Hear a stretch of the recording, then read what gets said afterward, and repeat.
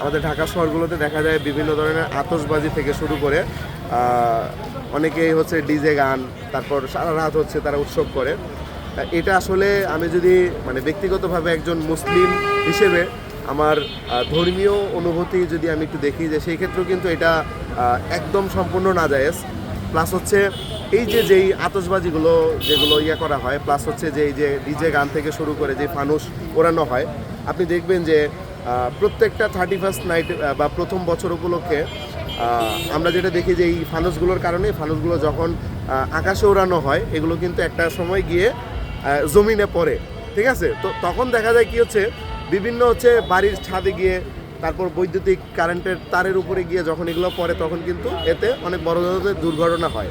So আমি বলবো যে সবাইকে, দেশবাসী যারা আছেন, এই জিনিসটা একটু অ্যাভয়েড করেন, কারণ এগুলোর কারণে আমাদের নিজেদের ক্ষতি আমরা নিজেরা ডেকে আনছি। আমরা আসলে আমি একটা জিনিস বুঝি না যে একটা বছর চলে গিয়ে নতুন আরেকটা বছর আসে, মানুষ খুশি হয় কেমনে, আমি এটা বুঝি না। একটা বছর আমরা চলে গেলাম, ইবাদতের একটা বছর আমাদের চলে গেল, আমরা সেখানে মানে সেগুলোর দিকে ফোকাস না দিয়ে আমরা দেখি যে নতুন আরেকটা বছর পেলাম। আরে ভাই, আমার যে বছরটা গেল, এই বছর আমি কি করলাম? আমার জীবন থেকে নতুন একটা বছর যেহেতু আসলো, পুরনো একটা বছর তো চলে গেল। আমাদের এগুলো নিয়ে মৃত্যুর ভয় করা উচিত। আমাদের অবশ্যই এই ধরনের কাজ থেকে অব্যাহত থাকা উচিত। প্লাস আমি সবাইকে রিকোয়েস্ট করব, আপনারা প্লিজ দয়া করে এই ধরনের ফানুস ওড়ানো, তারপর ডিজে গান, তারপর হচ্ছে আতশবাজি, এগুলো দয়া করে বাজাবেন না। কারণ প্রত্যেকের ঘরেই না ঘরেই কম বেশি কিন্তু ছোট বাচ্চা থেকে আছে, শিশুরা আছে, তারপর হচ্ছে বৃদ্ধ মা বাবারা আছে, তাদের জন্য কিন্তু এটা অত্যন্ত ক্ষতির। আর বিশেষ করে ছোট বাচ্চা যারা আছে, এই আতশবাজির যেই বিকট শব্দ, এতে করে কিন্তু বাচ্চাদের এমনও হয় অনেকের কানের পর্দা ফেটে যায়, অনেকে স্ট্রোক করে, বৃদ্ধ মা বাবা যারা আছে। সো প্লিজ সবার কাছে আমি হাত জোর করে রিকোয়েস্ট করবো, এই কাজটা কেউ করবেন না। যার যার অবস্থান থেকে আমরা প্রতিবাদের হাত গড়ে তুলি, ইনশাল্লাহ তাহলে হয়তোবা এই জিনিসগুলো থেকে আমরা বের হয়ে আসতে পারবো।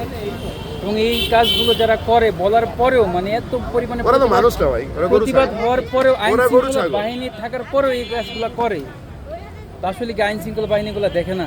আইন শৃঙ্খলা বাহিনী দেখে। এখন আপনি ফানুসটা আপনি উড়াইছেন, ধরেন আমি ফানুস উড়াইলাম এইখানে আমার বিল্ডিং থেকে, এখন এই ফানুসটা গিয়ে পড়লো আপনার বিল্ডিংয়ে, তো প্রশাসন কিভাবে বুঝবে যে ফানুসটা আমি উড়াইছি আর এটা আপনার বাড়িতে গিয়ে পড়ছে? সো এটার জন্য আমি চাই যে এই বিষয়গুলো নিয়ে প্রত্যেকটা বছরই কিন্তু দেখেন প্রশাসনের দিক থেকে কিন্তু তারা অনেক তৎপর, তারা এই বিষয়গুলো কিন্তু কখনোই আপনি দেখবেন যে অ্যালাউ করে না। বাট তার পরবর্তীতে কিছু মানুষ এগুলো করে ফেলে, কারণ যারা করে ভাই তারা তো আবেগে করে, কারণ আপনার এই আবেগ আরেকজনের জন্য ক্ষতির কারণ, এটা তো আমাদের বুঝতে হবে, তাই না? এই আর কি। আরেকটা কথা হচ্ছে, দেখা গেছে আমরা বাঙালি একজন আরেকজনের দোষ দিই, কেউ প্রশাসনের দোষ দিচ্ছি, কেউ সরকারের দোষ দিচ্ছি, কিন্তু নিজে নিজে পরিবর্তন হচ্ছি না।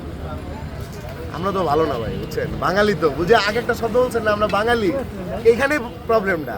আমরা বাঙালি ভাই, আমরা নিজেরা ধরেন আমি বুঝতেছি রাস্তায় একটা ময়লা ফেললে রাস্তাটা অপরিষ্কার হয়ে যাবে, সবার আগে ময়লাটা আমিই ফেলাবো, ওই যে আমি বাঙালি। আচ্ছা, ধন্যবাদ। থ্যাংক ইউ ভাই। হ্যাঁ।